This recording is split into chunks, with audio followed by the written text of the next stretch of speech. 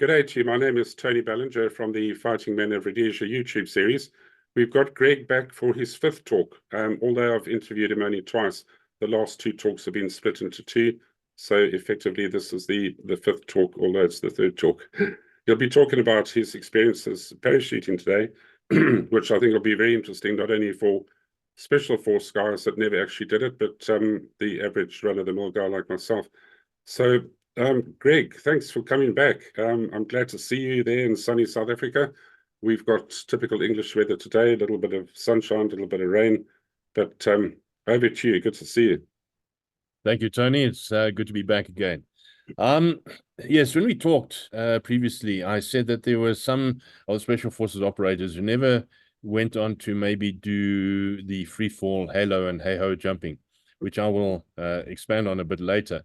But for a lot of people who never understood what the requirements were from a paratrooper's perspective, because I need to talk about that first, because first and foremost, I was a paratrooper before I became a Special Forces operator, and there is a distinct difference, although the overlap obviously does come in being a fighting frontline soldier and being parachute qualified.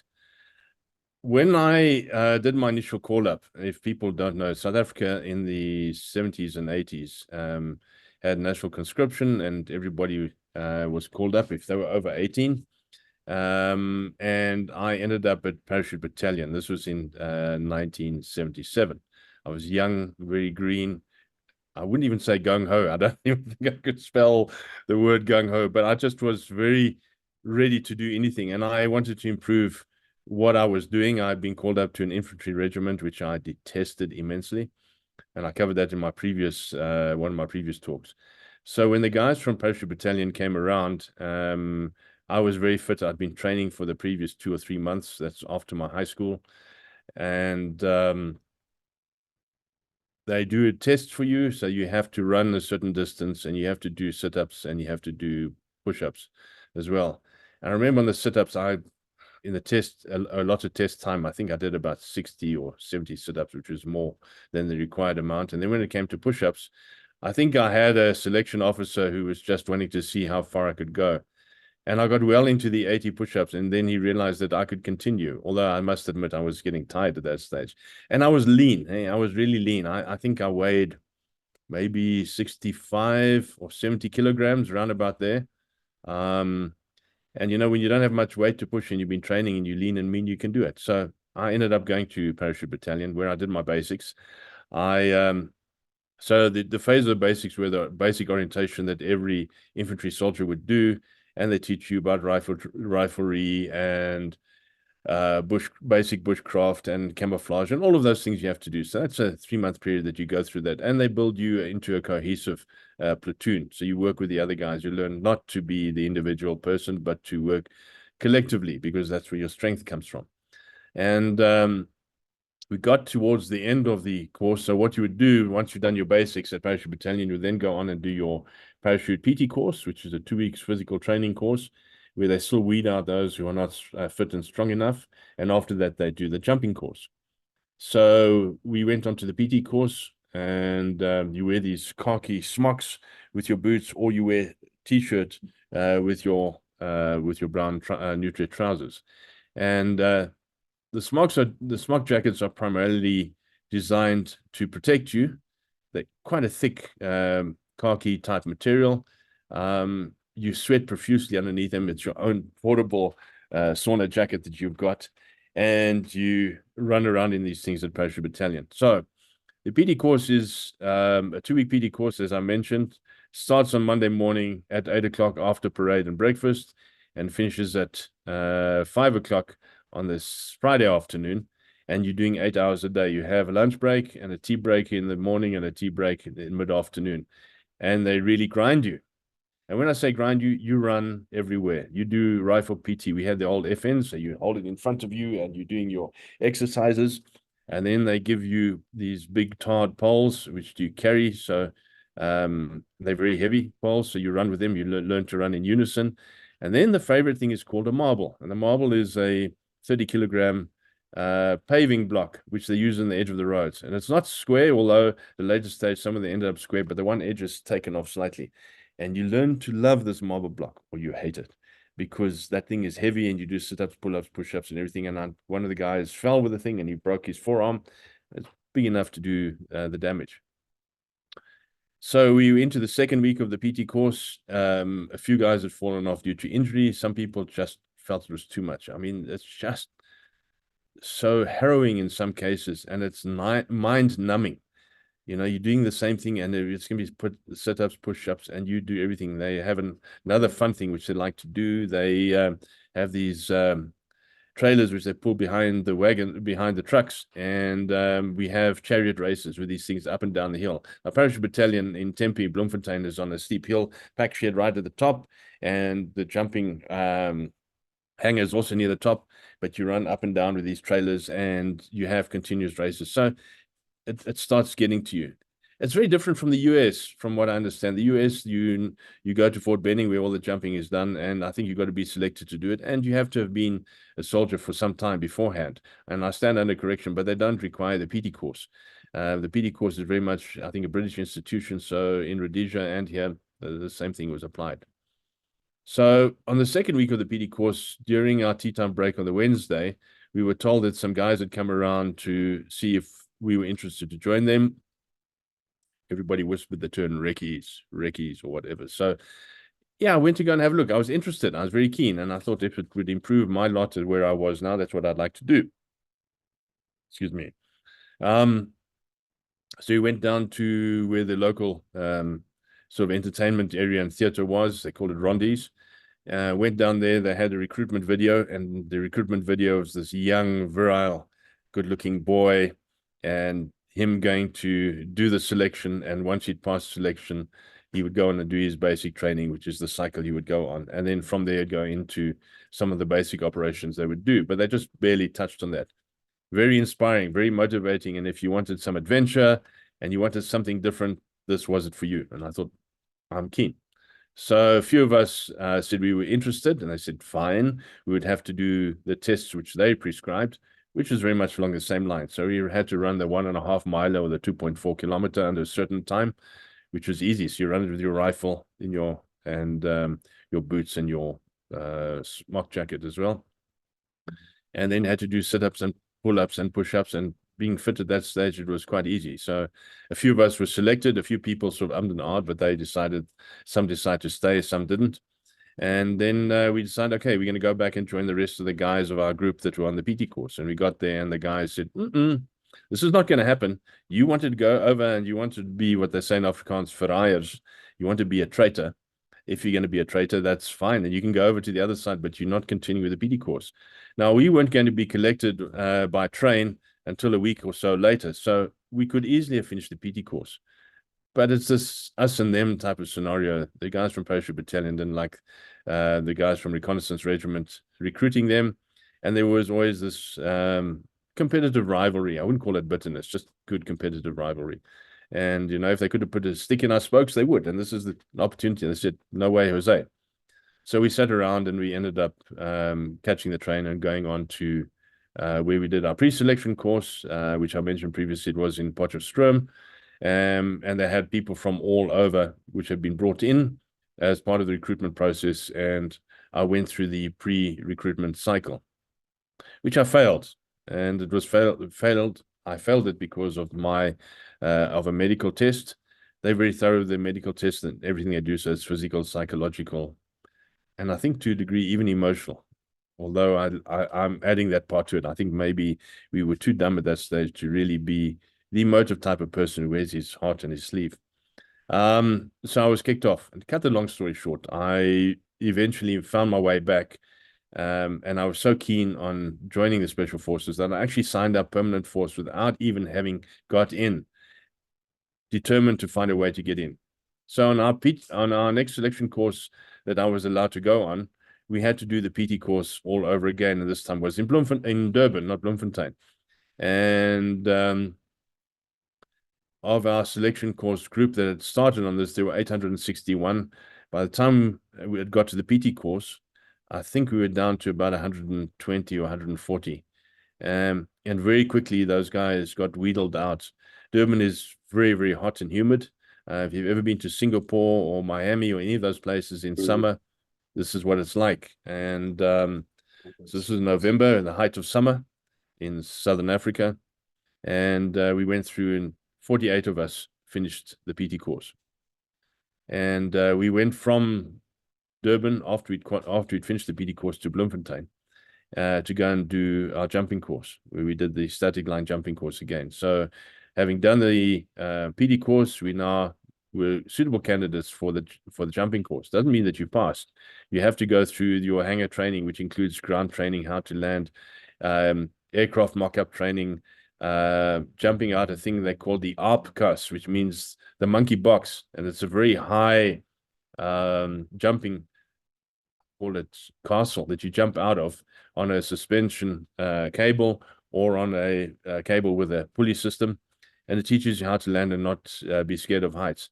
And still, some people struggle to get out of that. For me, it was a piece of cake.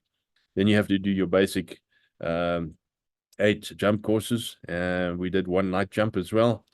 And static line is pretty easy. They make you run it because you're still a troopy at that stage, and you run your ass off. I'm allowed to say ass on this recording. Yeah. We jumped with a round canopy, which is called a Saviak. The reason why it's round is that you just descend straight. It has a panel missing at the back. When I say panel, there's an open strip. And the reason why that is missing, it allows you to have at least a forward motion, so that you don't end up just landing where you want to land. It gives you a bit of steerability, so you can turn left to right by pulling down on your toggles. And 1 or 2 of the jumps, we landed in plowed up mealie fields or cornfields outside Bloemfontein. It was in the rainy season, and on 1 of those jumps, I got dragged. I could not undo my cape wheels, which is the mechanism up here which detaches your rigging lines and harness from your rig to your canopy. I came out looking like a gingerbread man because I got dragged about 40 or 50 meters through this mud. But that's part and parcel of it. So it was fine. And for the next phase of this, we were then going to jump into our selection course, which we were to do. And it was a night jump. And we jumped into the Caprivi, which is that narrow strip of Namibia or Southwest Africa between Botswana, Angola, and Zambia. Night jump, carry your canopy with you, you roll it up, put it into the bag, and you carry it with you. So that was my first introduction in terms of parachuting. During the course of our 40 or 42-week cycle as a training rookie on Special Forces, we did do some jumps as well, because you got to stay current with your jumping and not to become scared. And some people just don't take to the air.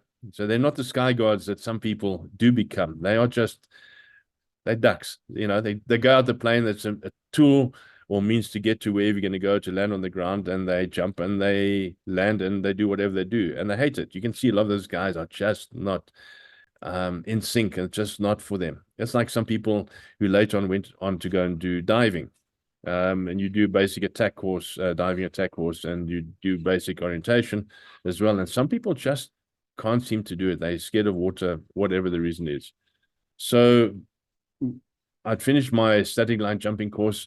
The other group that we had, we were then in Bravo group. The other group, which was Alpha group, these became the Sky Guards. And I think it's just because they had a lot of their senior instructors and the senior NCOs and officers who were already Freefall qualified. And obviously, there's a natural tendency to be able to do that. So a lot of the guys who we did our selection course with ended up going to do their Freefall and then their Heho and Halo jumping course and qualifications. This must have been in 78 and 79. I did not get that opportunity. The Bravo group guys were the guys who worked, and we worked and we worked and we worked. So we went all over, and we spent a lot of time in Rhodesia, as I touched on before. In Rhodesia, we jumped. We did quite a bit of jumping as well. And it's just static line jump, low entry, exit from the plane. Normally your minimal level of jumping out of the aircraft is about 800 foot. But Rhodesia, like other parts of Africa, is pretty flat, and you have a thing called a gommel or a koppie, or it's a little hillock. Aircraft don't take that into account, and there are times which we had jumped where you think you're supposed to be at 800 feet, or they tell you, and you go out and you're more or less at 400 foot. which gives you the opportunity to go out, your parachute canopy opens, you look up to see if your canopy is open properly, you look left and right, and you kick into your harness and you land. Well, that's what you should do. Sometimes you didn't even get a chance to do that. There are times where I looked up, saw my canopy was open, and already went through the trees. I mean, that's what happens, but it's an operational jump. Deal with it. I think the lowest ever in the Rhodesian army was 289 feet is on record. Yeah, well, God bless these cotton little socks, because I'm sure he had hard landing. And I saw guys whose canopies opened as or just before they hit the ground, and it's a hard landing. Don't let anybody fool you that a parachute landing is soft. And normally where you land, it's often bush, there are rocks, there's grass, it's uneven ground. All of that stuff happens, and you just you gotta take it as it comes. I'm normally the guy who lands in the thorn tree. I remember doing a training jump for an operation, preparation for an operation in the Caprivi.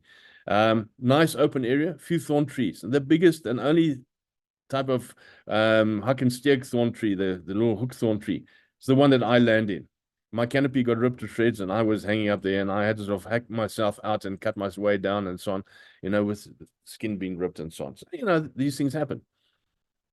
So it only took me 5 years before I get to go on my Freefall course, which happened in 1982. At this stage, the groups had evolved, and with training, they decided now it's time for us to go and do our Freefall course. And our Freefall course was offered at 5 Recce in Palabora, in the northern part of South Africa, which is pretty hot and dry. They're planning to do it in the winter months. Although it's cold at night, it's dry, and the skies are clear during the day. And we would operate then from the Air Force base at Hoedspruit, which was about 180, 200 kilometers from the 5 Recce base. And that suited us. So we were ensconced at the Air Force barracks, which were quite nice. And we then operated from their runway where the hangars were as well. You'll see on some of the photographs I provided, some of the guys were on the course with us. And this was much too long for me. I mean, I just couldn't wait to get this done. We did 1 or 2 static line jumps, just as a bit of a refresher, and then we went through the whole training course. Now, there are two components to the course. First one is free fall, and to fall steady or stable, as they would call it, is a problem for some people that just don't seem to be able to fall stable like you see in the movies. It always looks fantastic, guy falling out and so on, but it takes a little bit of, because some people are uncoordinated, they can't do things. So the way we did the jump was we would jump out with your instructor. So your instructor would jump out with you, and not on a piggyback jump like you often see in the movies where somebody's on the back of somebody else. You jump out and the instructor's holding your harness here, and he jumps with you. So you both fall out and you fall stable like this. And part of the process, or the reason, is that he is a good instructor. He's a good free faller first and foremost. As an instructor, he can also observe what you're doing, because some people don't know they've got their foot up or down or whatever, and any little motion like that, which creates some instability, causes you to either spin, twist, or do whatever. Until you've done a few jumps with the instructor and you're starting to fall stable, they carry on jumping with you, jump out, and then they assess you. So you've got the instructor jumping with you, and you got your course instructor on the ground with what they call a telemeter, and that's binoculars, which are very powerful, but they're angled upwards, and they can watch you, and then they play it back on video. So they put a camera onto it, and they show you how you've performed and what you've been doing, and they say, now look at your foot there, this is what you're doing, and you get to a certain stage where you then learn to fall stable. People ask, how do you know when to pull? Well, you have an altimeter, an altitude meter, which is like a very big watch on your arm. Now, when you first start falling and jumping, stupid action like this, you look at your altimeter like it, that is enough to get your body into a spin. But you got to look at your altimeter, because you've got to be able to see at what height you're going to pull. So they always told us, pull at 3,500 feet. Your altimeter is set at your altitude above sea level, that the ground is at where you're jumping, not altitude above the sea. So you know exactly how high above the ground you are, and you got to pull. And I remember going my first jump without the instructor, went out, was watching like this, and I went into a terrible spin. I did pull my ripcord, and the parachute opened, but I had twists in it. Opened up pretty easily.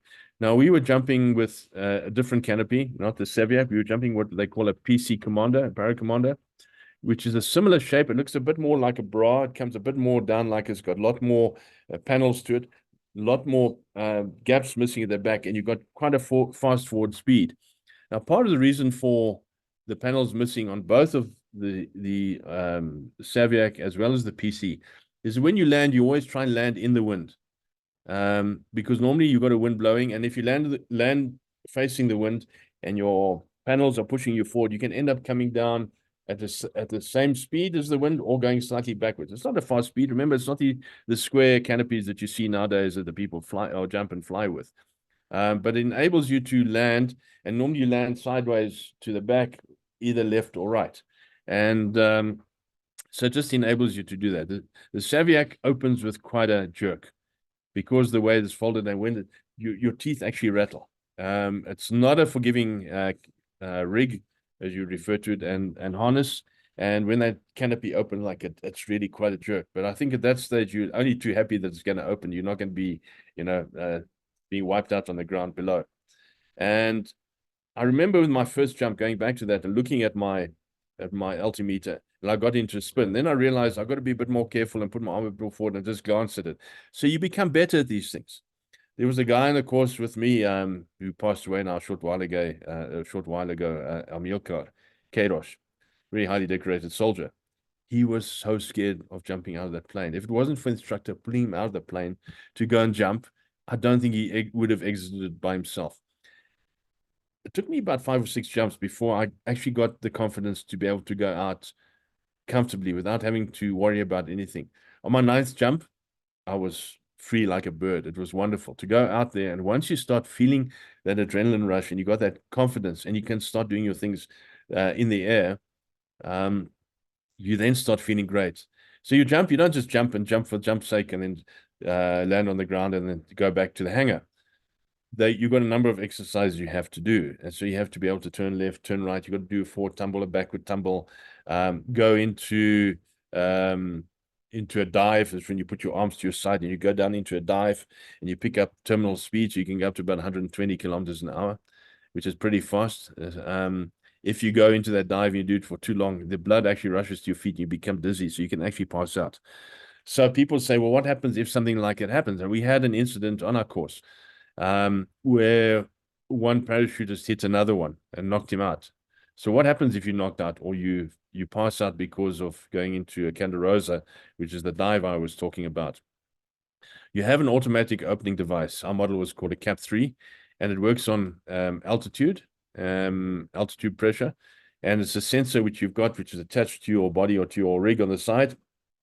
It's got a cable which then goes to the back, and it actually connects to the opening mechanism, which was held by pins on the back of your parachute. So if you were to pass out or you didn't open it or whatever reason, this thing would automatically operate and would open for you. And in this case, the guy got knocked out, got hit by another guy as they were going into a Candarosa, knocked the other guy out. Excuse me. And the canopy opened, and the guy actually came to while he was under the canopy. It opened up. So there are protective mechanisms, and we deploy everything that we can to obviously keep the men safe.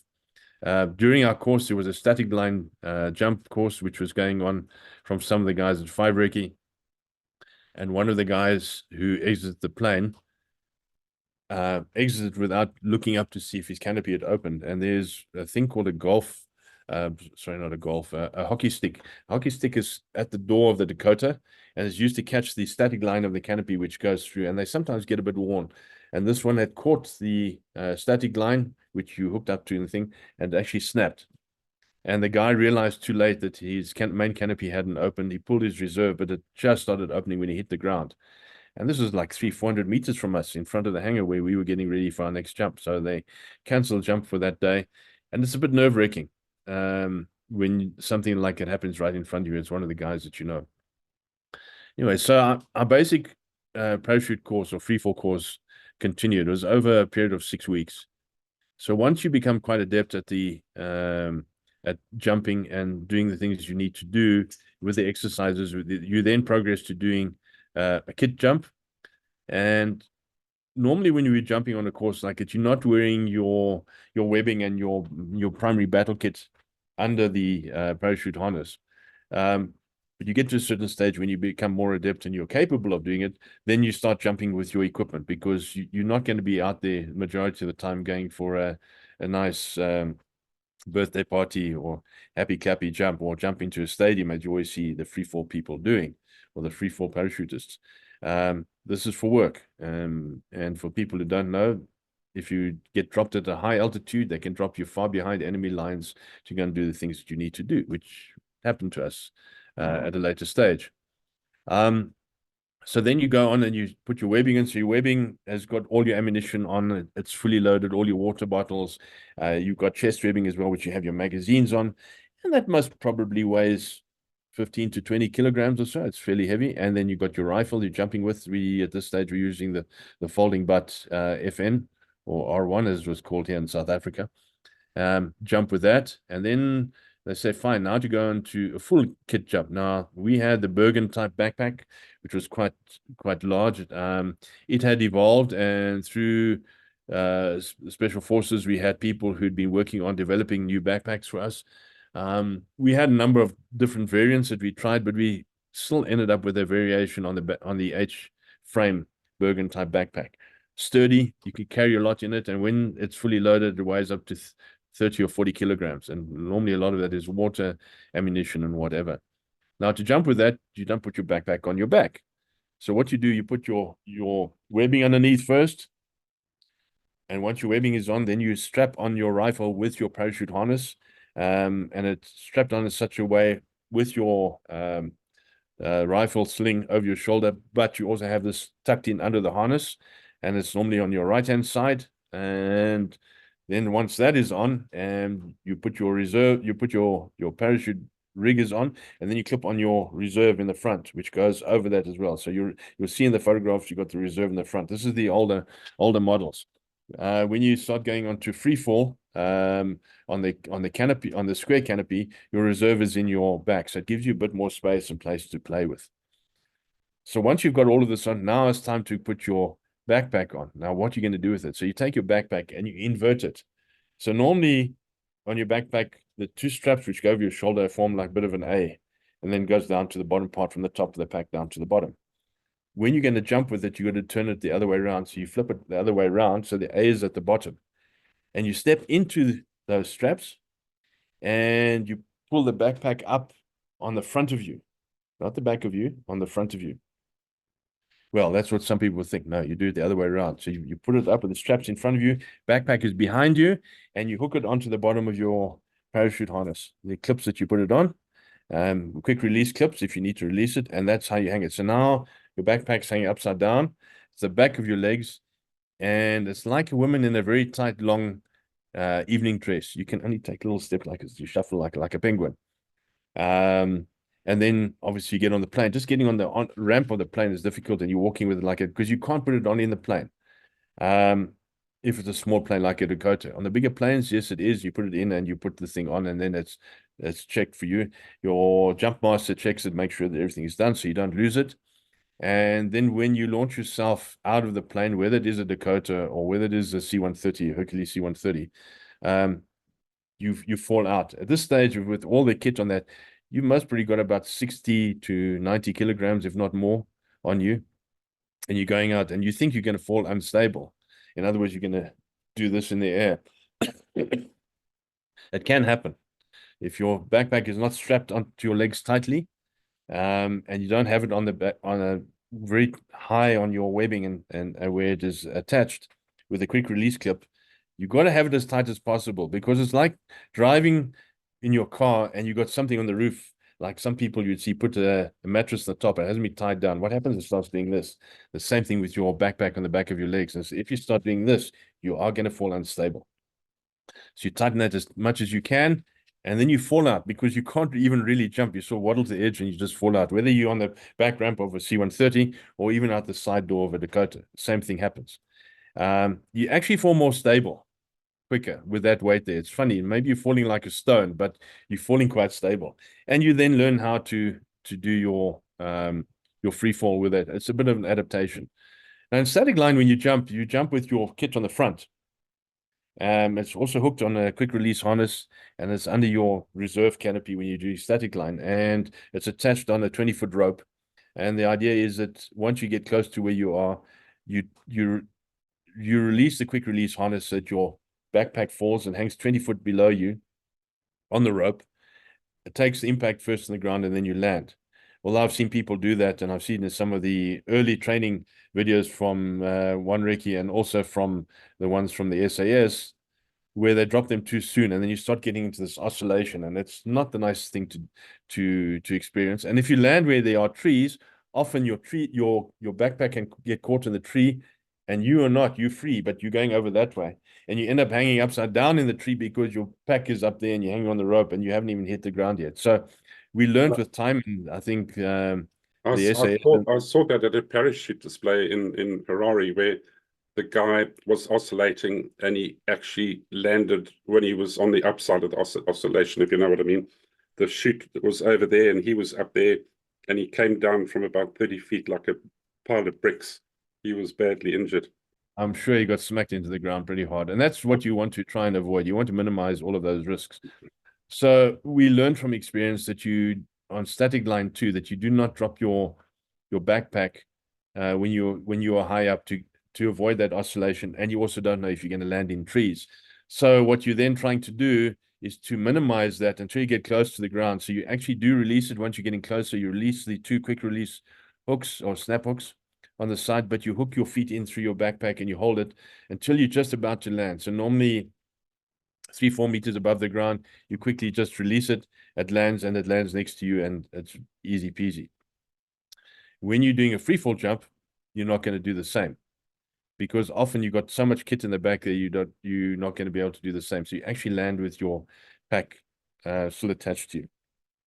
Because when you're landing free fall, you've got a bit more control over your canopy, and you can actually come in. You might go in backwards or so on, or sideways, but generally you're okay. You could release it if you want to, but we didn't do so. So that is getting into that type of jump scenario that you're now feeling comfortable to be able to jump with your equipment. I've seen people landing hard. You talked about the guy in Harare who came in.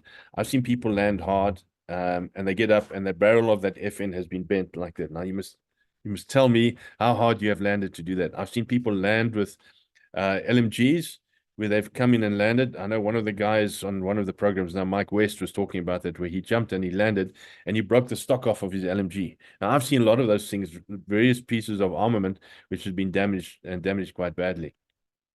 On the jump, we did a training exercise jump in the northern part of KwaZulu-Natal in South Africa. We were doing preparation for an operation, and we had 2 guys who jumped as pathfinders. Now, Pathfinder, the parachute regiments use to go and jump in early to prepare a landing zone for the big static line jump groups of people that are going to be coming in. So the Pathfinder would free fall in, land, make sure that the area is safe and so on. And then what they would do, the static line guys would come in, they drop them all off, and the Pathfinder would talk to the aircraft and talk the plane in.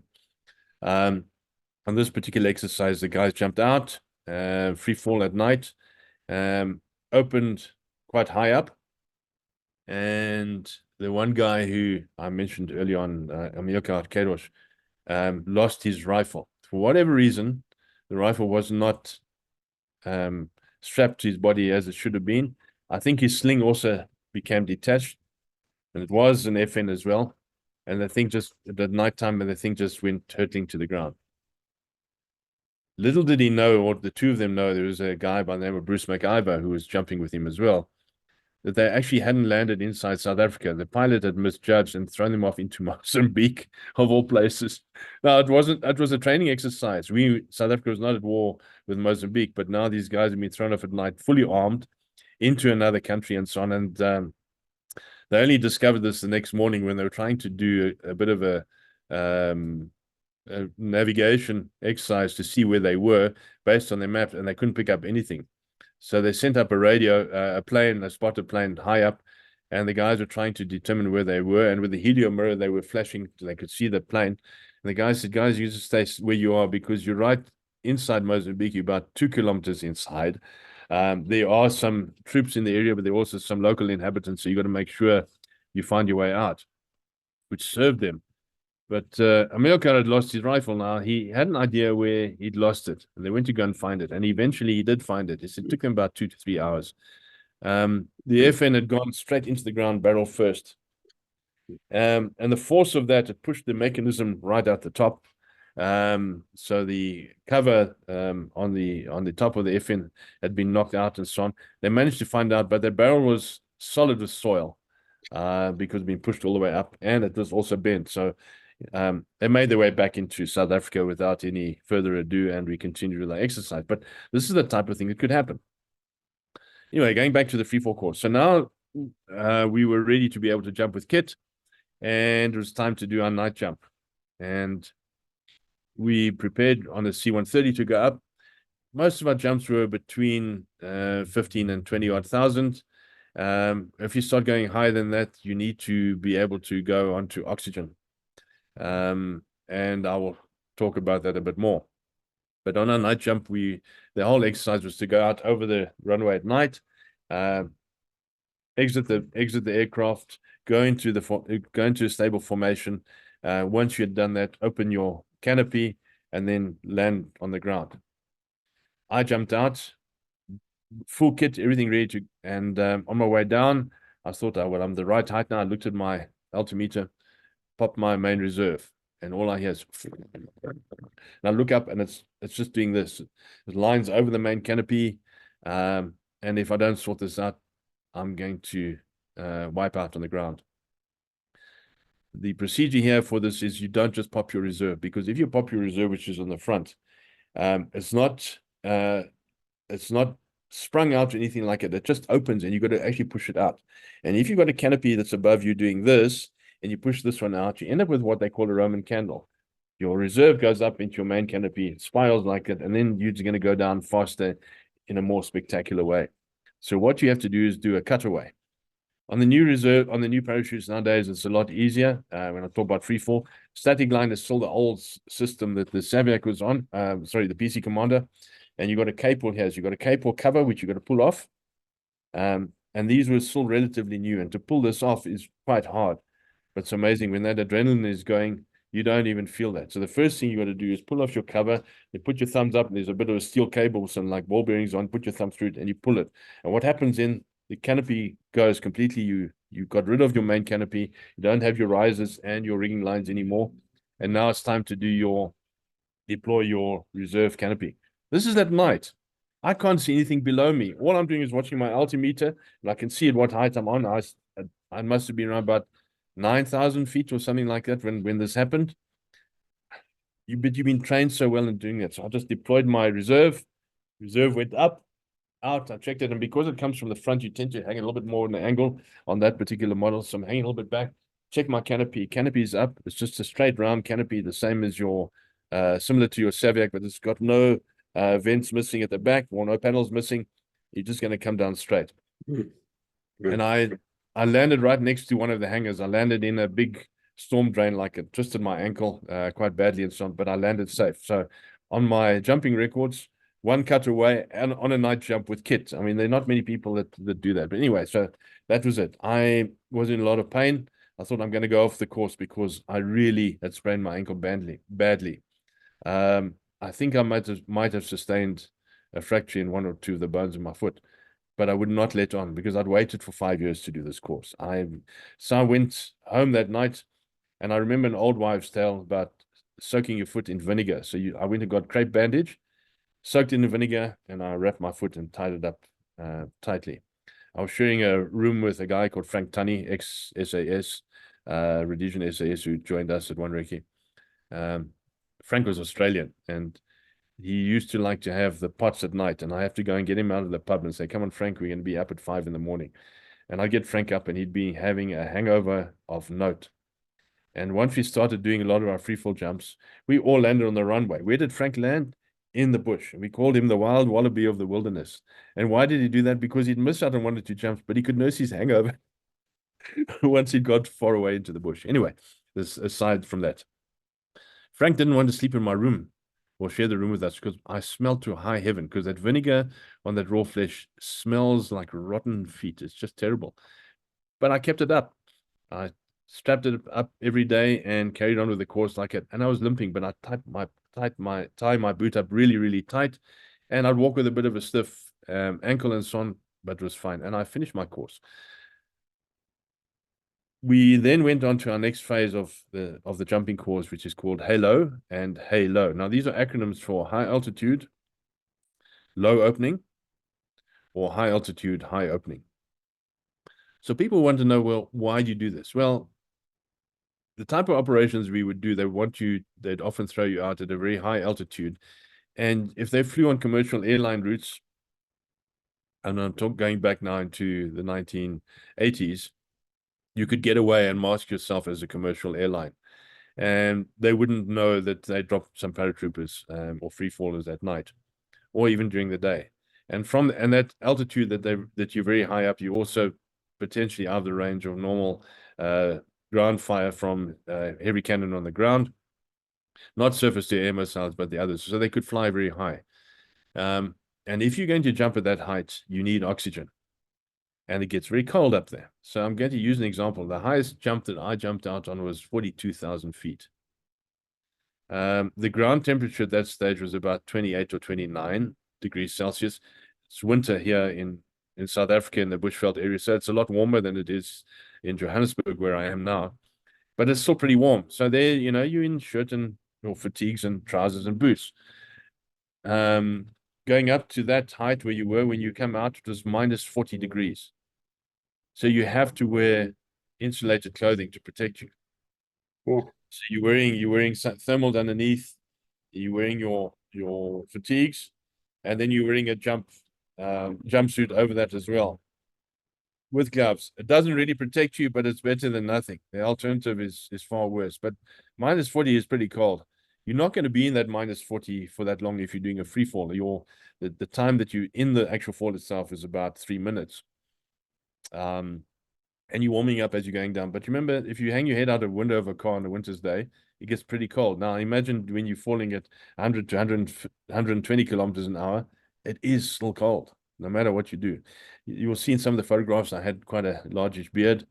In fact, my moustache was so long when I used to jump, the moustache would be up here in my goggles over here, like it. I had this big walrus type moustache, although you can't really see it there. So from that height, you have to pre-breathe in oxygen as well, because you cannot jump from that height, get to that altitude, and still be able to, on the thin oxygen, to be able to function properly. So you have a whole array of tanks, and you'll see in one of the photographs where the guys are all seated on either sides. The tanks are connected, and you've got an oxygen pipe which feeds into your mask. You'll see on the photographs as well that I've supplied, you've got an oxygen mask which fits over with your goggles and your helmet. And that is what you connect to. So once you reach the altitude you're supposed to be at and you're going to get ready to jump, you disconnect from the machine, and then you plug in to an oxygen cylinder you have attached to your body, either one or two of them, depending on the height you're going to be and what you're going to be doing. And I'll explain as to what you're going to be doing later. So once you switch over to that and you've got that oxygen on, you've got about 6 to 8 minutes of oxygen on a tank like that.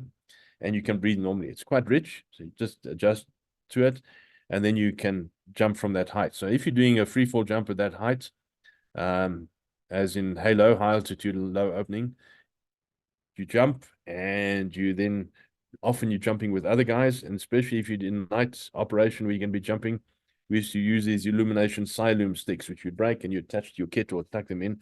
So the people behind you at night would be able to see you and so on, and you could fall in formation, because there's nothing worse than jumping at night. You open your canopy and you land on the ground and you have no idea where you are and no idea where the other people are too. I mean, that's the worst case scenario. And when you're jumping, you're normally jumping into operational area.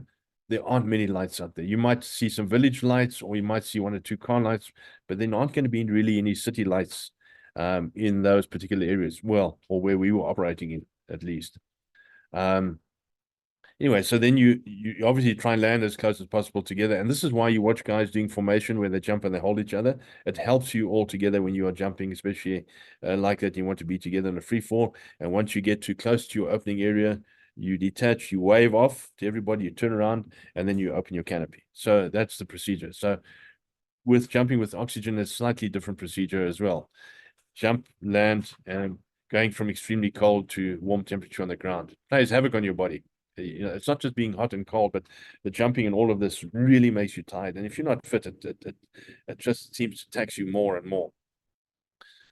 Going on to Halo, going from Halo to Heho, which is different. Now, Heho is used in another capacity. Why would you want to open at that altitude? So we're not jumping on the PC-10s or the paracommanders anymore. We're jumping, sorry, there's a helicopter going over. We're now jumping on square canopies. We're using cloud and XL cloud canopies with different harnesses. That gives you the opportunity to glide and to land a bit closer. Now you're starting to focus on landing on the drop zone. So they would put out things on the drop zone and you learn to land. So once you're starting to come in and you can steer, your descent ratio is about 1 in 3 to 1 in 5, depending how good your canopy is and how heavy you are.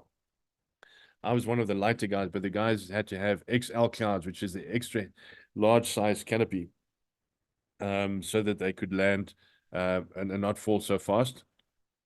We were also at that stage busy testing new equipment while we were on the jump course as well, because this is stuff we would use at a later stage.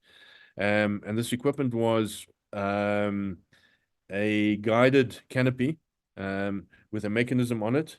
When I say mechanism on it, we were throwing out cargo. So on top of the pallet, which the cargo was strapped and which the parachute was attached to, there was a mechanism on that. And what it would do, it would pull your toggles and would guide the square canopy. Now you say, well, how can it do that? Well, it had a beacon on it, and the guy who went out first had another beacon on it. So now this beacon was trying to follow the other one, and the mechanism would follow that as well. We had some instances where the parachute with the cargo on was faster than the guy under the normal square canopy, and he had to do his best to get out of the way of this thing, because now you've got a heavy cargo load busy chasing you, like a bus chasing you, but it's in the air. And we use this as part of our training jump to also work with these, which they were using and used at the later stage as well. So this was quite nice bit of stuff that we were doing, and we were working with guys who were busy testing this at the same time. So, Greg, before you move on, would you say that a Heho jump would give you a more targeted landing to where you wanted to go specifically versus a Halo? Yes. So on a Halo jump, high altitude, low opening, you're more or less falling vertically. You can track and you can do different things you're going to do. As I say, tracking is when you go down into what they call like a Canderosa and you go down, but you're not one of these wingsuit guys who're going to fly a long way. You watch him on the videos, you watch that guy flying this way and this way. It's a little bit down. It gives you a little bit of direction. You can move away, but it's not going to be hundreds and hundreds of meters. It's far enough, but it's not going to give you that. So on Halo, you're going to more or less land where they dropped you. You're going to go right down and you're going to land there. On Heho, if you open up high enough, if your descent ratio is 1 in 3 or 1 in 5, or if not even more, they can drop you, like they did this with one jump, 20 kilometers away from our intended target. And at that altitude, we hopped and we popped. I still came in, and I most probably had another 5,000 feet still to allow myself to get even further if I needed to. So it's a long way you can ride. That gives you the ability, especially at night, to be able to drop not over your target, but elsewhere, and you can ride in relatively quietly. Look, your canopy makes a little bit of noise, but that noise high up like that, nobody's going to hear you. So you can ride into where you need to go, and that's the beauty of it. So you can land on a designated drop zone or very, very close to it. So I talked about earlier on about landing on the drop zone. Once you've got a square canopy, you start mastering the art of being able to fly that canopy. Well, first of all, opening and then flying your canopy into where you need to land. And that precision jumping is an important part of what you do. You'll see in one of the photographs, I'm jumping with a civilian canopy on there. But I got to the stage and I wasn't a sky god like the guys who really used to jump and do a lot of these things. But, I could land within 3 or 4 meters of a designated area the size of a mattress. That's good enough, in my books. I mean, I watch the guys now doing some jumping in Dubai, and they land on something the size of half a mattress on the water. These guys can do it, but they've been doing it for years. And sport jumping is a different thing. Doing the Heho, you get very, very cold up there, because now you're hopping and you're popping at that altitude. I remember going out on my first jump like that, and the canopy opened up. I checked, the air's a lot thinner, so you find you tend to your canopy tends to overreact. And you're quite scared because sometimes you get a folding of the cells on the one side or the other, and you got to pump it a bit to make sure it stays open. When you high up, the air is thinner, and your canopy doesn't respond as well. Especially you just flying on the XL and not the double XL cloud. You find that often on the cloud or the XL or double XL cloud, you would find that sometimes the cells wouldn't stay open, so you got to pop them. And the last you want to do is to go into a spiral. But that's part of the test that they do. They want you to go out, and once you've done that, open up, then go into spiral. So you pull your toggle down and you go around. So you practically 180 degrees, or sorry, 90 degrees to where you're hanging. So you're going right up like this. You're swinging around and you're looking, and your canopy is there in front of you, not above you where it should be. It's there, and you're swinging around like there's a centrifugal force. So you got to do the one way around and then the other way, because they want to see that you're comfortable and you're stable with doing this. On the first Heho jump we did, when he came out, it was a bit unstable. I waited for it to settle a bit. And then very soon I couldn't feel my hands because they were frozen. Even though we were wearing gloves, it was not enough. And then I was struggling to breathe. And then I sort of looked down my goggles like this, the moisture from your lungs going out when you're breathing out through your nose forms on your beard here. It was solid ice. And I had to keep on breaking the ice with my fingers to open up and to be able to breathe and to break away from the nose. But that lasts maybe about 10 minutes or so. But the euphoria of being so high up like it is just absolutely wonderful. If you'll see on one or two of the photographs I provided where I went out, it was on a Heho jump, very, very high up. I think that one was about 20,000 feet. There's a runway below on that photograph, and that runway is a 3-kilometer runway where they could land the fighter jets. But you look at it from there in that altitude, and it's this big. It's a little thing like this, and you think, what is that? Then you realize it's a runway. You're up so high, it's just unbelievable. And that period that you're up there, I mean, yes, on a course, you've got a whole lot of things to do, but it just gives you another perspective on what you are capable and able to do. So when we did our first Heho jump, we were relatively close to the runway we'd be operating from in the hangars at Hoedspruit Air Force Base. When we did some of the others, they started taking us further and further away. So the longest one we were at was about 20 kilometers away. And when you come out the ramp of the plane, you can see, like looking at when you're flying on a normal commercial airline, and you can see high up, you can see, oh, that's the airport you're going to be landing at when you're high up. Same thing. And you think, well, but I'm only on a square canopy, am I going to make it? And it's just unbelievable that you can get there and you can ride. And, the guys who are lighter, like at that stage, I don't think I was weighing more than 86 kilograms. You're still relatively light. When you start putting your kit on is another story. So I learned that very quickly. You put your kit on and you put your backpack on, and all of a sudden your canopy doesn't behave the same way, and your descent ratio is quicker, so you're not getting much of a glide in it. So these are things that you have to learn. And it's amazing when you start doing this and you start learning to land with your full equipment and your full pack. So I finished that. The course I must have done close on about 60 jumps, 58 jumps. On the whole cycle of my freefall course, which include Halo and Heho. Did I ever use it afterwards? Only one instance. So we did a night jump, and it was a freefall jump in operation, and used it to jump in. And it was still a great experience because you've got the upper hand, you've got the advantage to be able to do the things you can do. Just your equipment is quite expensive, so they always say to you, pack your equipment if we can. We will try and retrieve it at some stage or another. So you try and drop it at some location. Otherwise, they just got to write it off. But that's just a bit of insight in terms of being able to do Halo and Heho and the difference between freefall and static line. There are other guys who are far better equipped, who have a lot more experience, but I just wanted to share my particular take on this. It's a great thing to do. I continued jumping for many years thereafter in a civilian capacity, but using the military transport as a mode of getting there. In my veteran status, I did quite a few jumps. The last jump I did was about 12, 14 years ago. But I think now I wouldn't want to do it. Could I still do it? Yes. I understand everything that needs to be done. But I think just, when you're getting, and you're older than 51, as you would know, Tony, you don't want to go do some of these things anymore. So I took up paragliding. I did paragliding for quite a number of years. Loved that as well. And it's a bit more sedate. You don't have to run as much. You don't have to pay as much for your flights. And it's a really nice thing to do. And you can be up there and soar with the birds and things like that. That's really a great thing to do. So I hope that covers a little bit about parachuting, freefall, Heho, and Halo. Fantastic talk, fantastic demonstration of what you learned. There's a quick story before we end. My son, about 20 k's north of here, are the British parachuting team. I think they're called the Red Devils. That's great. And they had a opportunity for young wannabes to go up there and learn how to parachute. My son managed to get in, not as military, purely civilian. And the very first jump he did after extensive ground training was freefall. No tethered or anything, but he had one Red Devil on his left and one on the right. And he told me that he got he got absolutely fanatical about trying to find where his motor car was parked downstairs, and look, trying to orientate himself to that. He forgot to pull the cord, and they had to do it for him. But when he landed, the instructors had already landed. They were heading off to the pub, and I said to them, "Hey, where's my son?" And they said, "Up there." And he had this massive orange trainee parachute. He was still about 8,000 feet up when they were in the pub.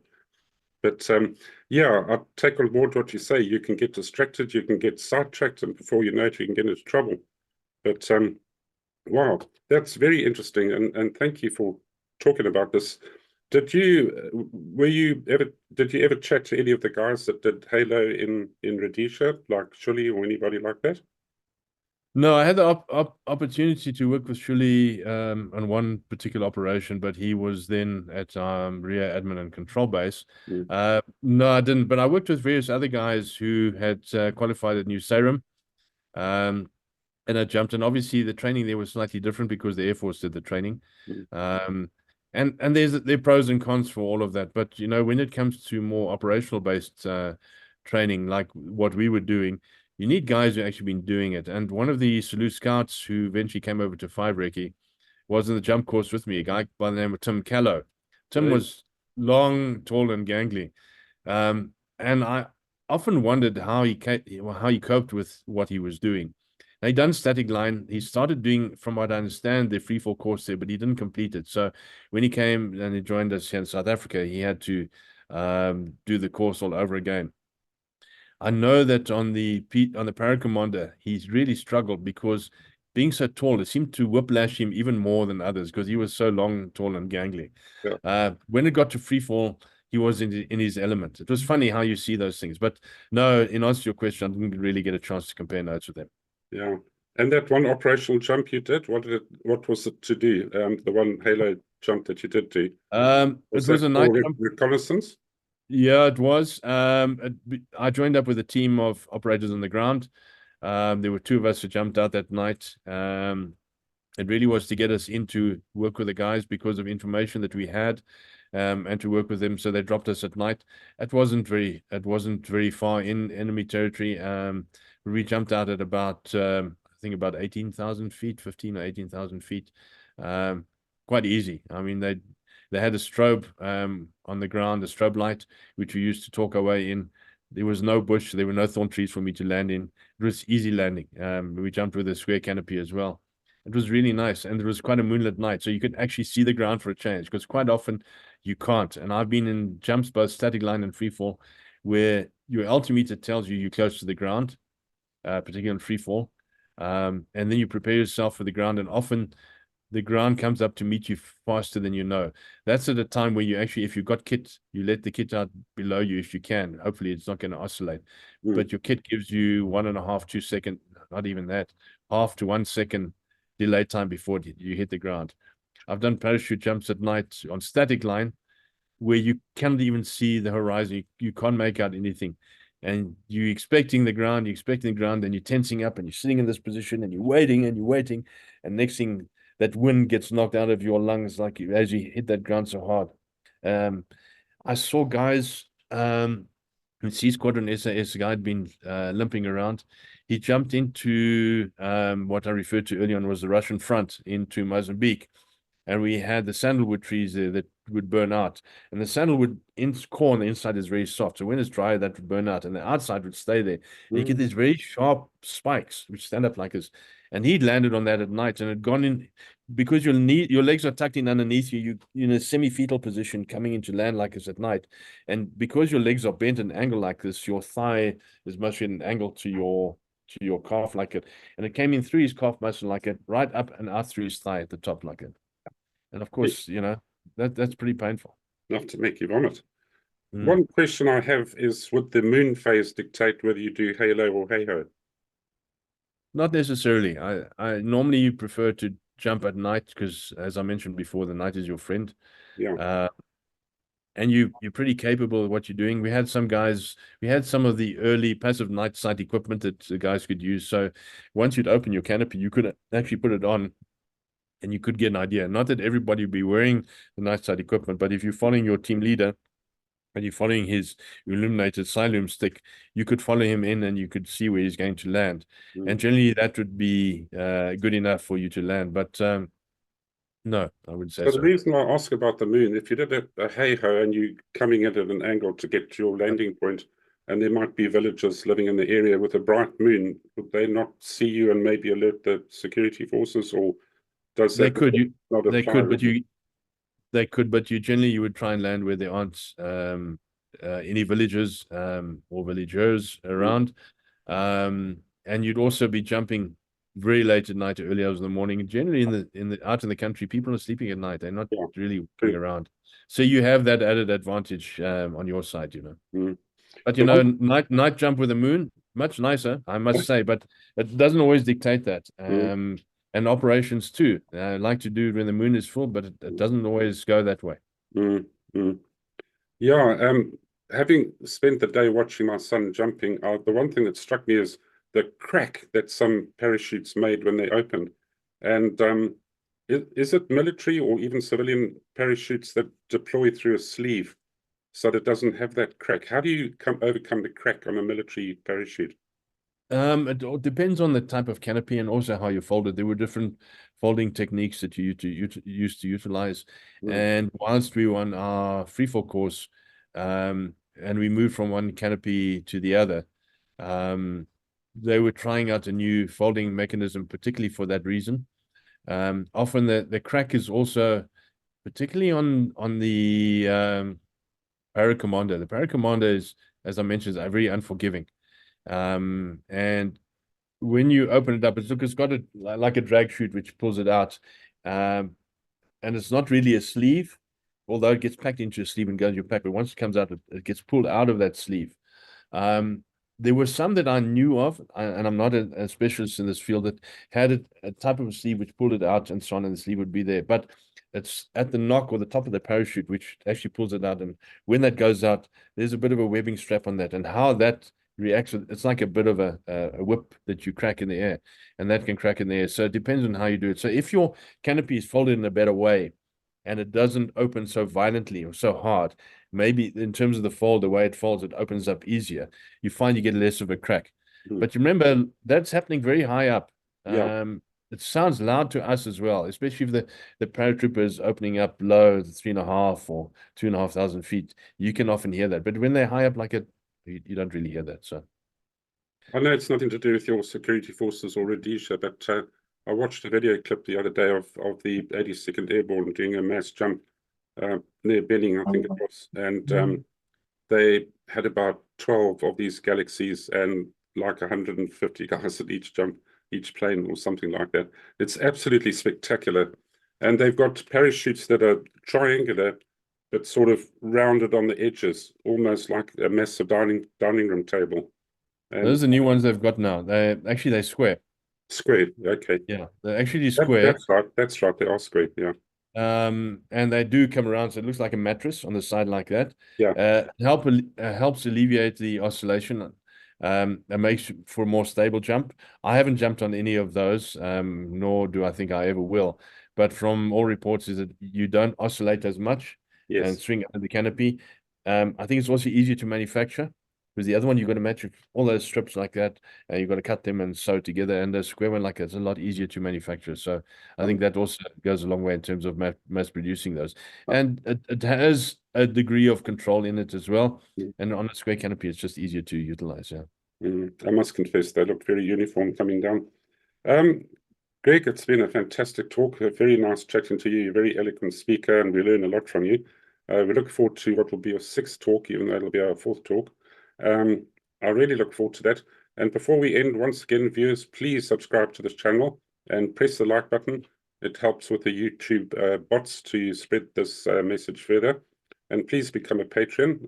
We really would welcome your financial support as well. Greg, thank you very much indeed for coming on board, and I look forward to our next talk. Until next time, Tony, thank you and bye. Thank you indeed. Bye-bye.